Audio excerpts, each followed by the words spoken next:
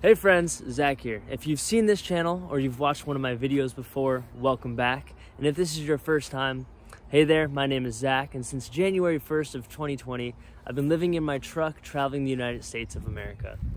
Now, this video is going to be all about my topper here, or what some would call a truck cap.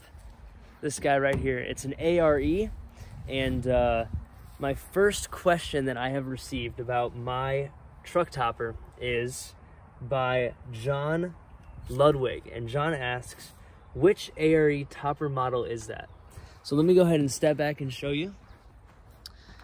So this right here is the MX model. It has a little rise right here.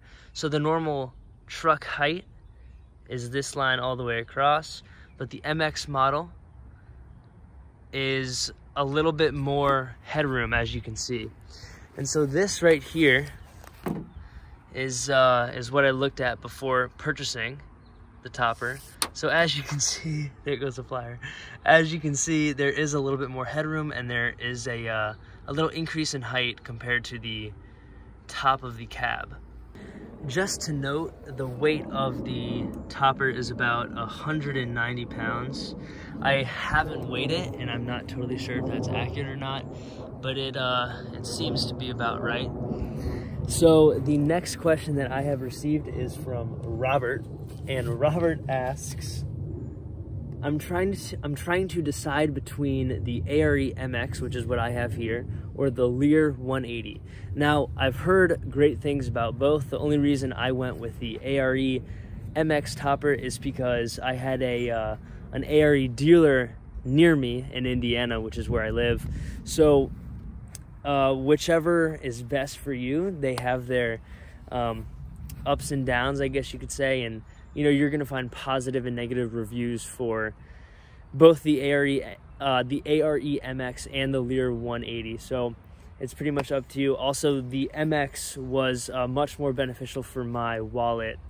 So that's another reason why I went with the ARE MX topper. One thing I absolutely love about my ARE MX topper is the fact that I do have that additional headroom. Now, I can go ahead and show you here what happens when I pull down the window here. You can see the window is a little bit larger, but that needs to be there in order for the headroom to exist. So having that extra headroom has definitely been pretty amazing. The next question that I've been asked comes from Frank, and Frank asked, how did you deal with the cap clamps? So if you're not familiar, the shell topper here is actually not attached, or it's not a part of the truck, I should say. It's held on by clamps on the inside. And so I'll go ahead and hop in and show you exactly how those clamps hold down the topper to the bed of the truck. Now, most of the time there are 2 clamps in the front and 2 clamps in the back, but I decided to put 3 on each side instead of 2 on each side. I'm not totally sure why I did that, but the guys who supplied the topper went ahead and threw them in, and I couldn't turn it down. So I'll go ahead and hop in and give you an up-close look at where my clamps are, and I guess how I've done such a good job of hiding them. Before I go ahead and hop in, I want to show you one of the clamps that I can access from the outside here. And that right there, that hole is one of the clamps, and there's also another one a little bit further down. And the reason why that hole is there is in order to give me the ability to tighten those clamps every so often.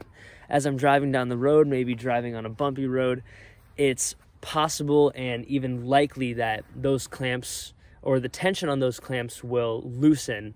So having the ability to tighten them is definitely something that I thought about before and has definitely been useful as I've been driving.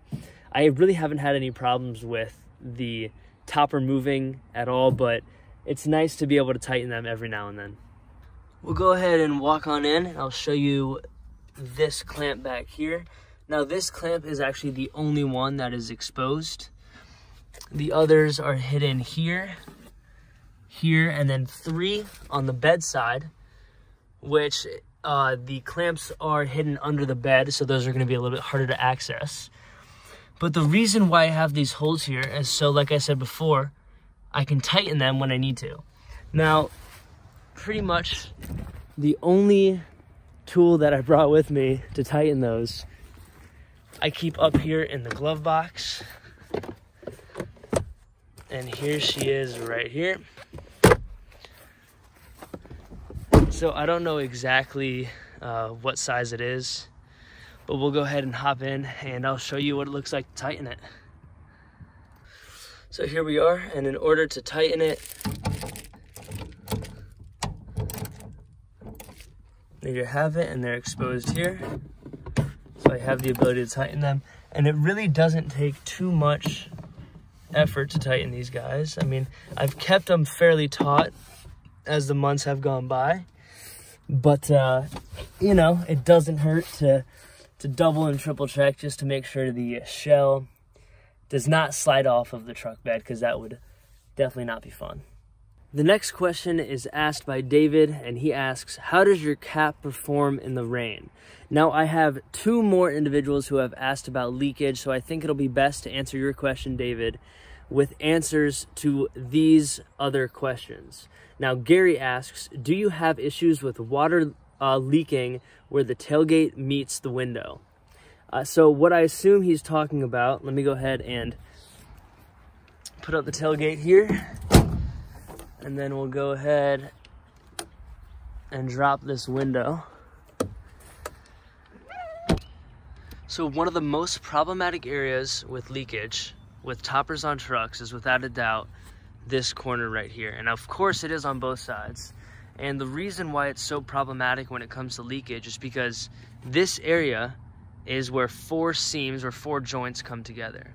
So to answer your question, Gary, yes, I have experienced a significant amount of leakage in both of these areas, but I've done a few things to make sure it doesn't get too bad.